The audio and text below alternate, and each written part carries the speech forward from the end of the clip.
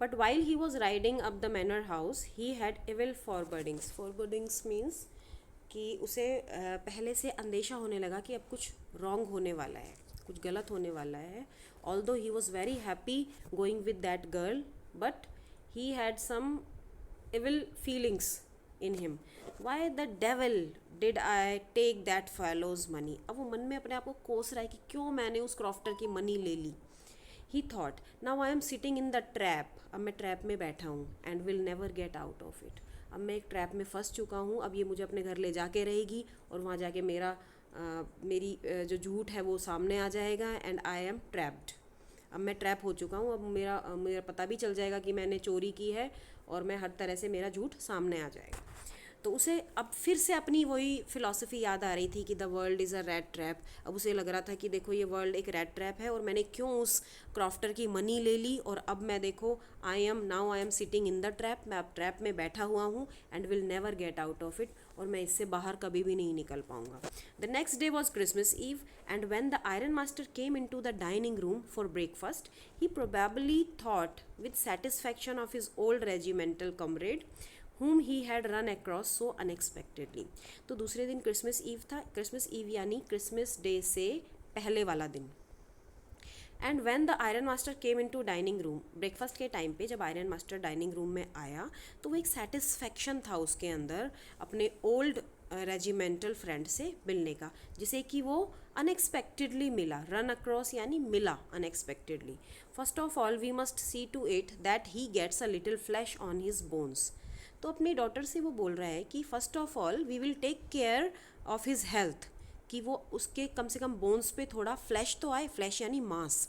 तो कहने का मतलब है कि सबसे पहले हमें देखना है कि उसकी थोड़ी हेल्थ बढ़े. Who was busy at the table, और उसकी जो डॉटर थी वो बिजी थी टेबल पर सर्व करने में. And then we must see that he gets something else to do than to run around the country selling red wraps. यानी पहले तो हमें ये देखना है, वो अपनी डॉटर से बोल रहा है कि पहले तो हमें ये देखना है कि उसकी हेल्थ में थोड़ा सा इम्प्रूवमेंट हो and then we must see that he get some better job, कि कुछ उसे बेटर जॉब मिले कि वो रेड ट्रैप सेलिंग ना करता रहे. It is queer that things have gone downhill with him as badly as that. Queer यानी स्ट्रेंज, कि कितना स्ट्रेंज लगता है कि उसका समय इतना ख़राब आ गया, चीज़ें उसके साथ इतनी गलत हो रही थी, इतनी हार्ड सिचुएशन थी उसकी.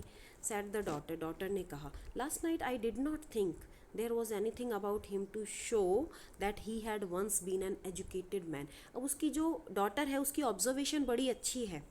तो वो क्या बोल रही है कि लास्ट नाइट जब मैंने उसे देखा तो उसकी पर्सनैलिटी में कुछ भी ऐसा नहीं लग रहा था कि जो बताए कि वो एक एजुकेटेड मैन था कभी. यानी कि उसकी पर्सनैलिटी को देख के बिल्कुल नहीं लगता कि वो कभी एक एजुकेटेड मैन था.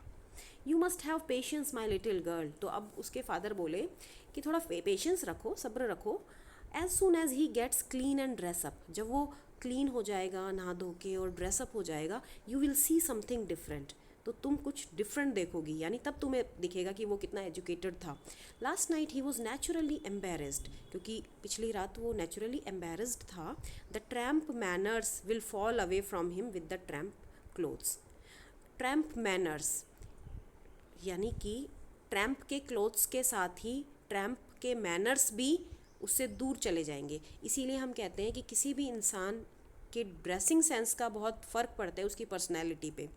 जैसे कपड़े उसने पहने होते हैं वैसी ही उसके अंदर फीलिंग्स आती है और वैसा ही वो एक्ट करता है. तो वो ये कह रहा है कि ट्रैम्प मैनर्स उसके ट्रैम्प क्लोथ्स के साथ ही दूर हो जाएंगे. जैसे ही वो अपने रैग्स और फटे पुराने कपड़े उतार के अच्छे कपड़े पहन लेगा तो वो मैनर्स उसके तभी चले जाएंगे जो उसके वैगाबॉन्ड वाले मैनर्स थे. Just as he said this the door opened. जैसे उसने ये बोला तो डोर ओपन हुआ and the stranger entered. Stranger enter हुआ. Yes now he was truly clean and well dressed. The valet had bathed him. Valet यानी जो man servant था उसने उसे नहलाया, उसके हेयर कट किए, उसे शेव किया.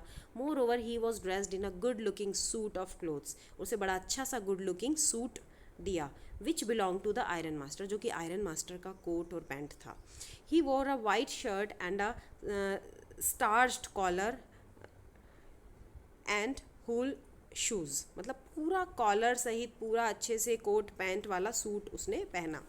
But although his guest was now so well groomed the iron master did not seem pleased. हालांकि अब उसका जो गेस्ट था वो बड़े अच्छे से सज धज के आ गया, ग्रूम्ड यानी डेकोरेट होना किसी चीज़ का, तो अच्छे से डेकोरेट हो गया उसका guest. The iron master did not seem pleased, लेकिन आयरन मास्टर खुश नहीं दिखा उसे क्लीन बड़ा ड्रेसअप देखकर। He looked at him with puckered bro, puckered means angry, eyebrow उसकी ऐसे चढ़ गई जैसे एंग्री हो रहा हो वो, एकदम से देखते ही उसको एंग्री लुक क्रिएट किया उसने। And it was easy to understand that when he had seen the stranger fellow in the uncertain reflection from the furnace he might have made a mistake.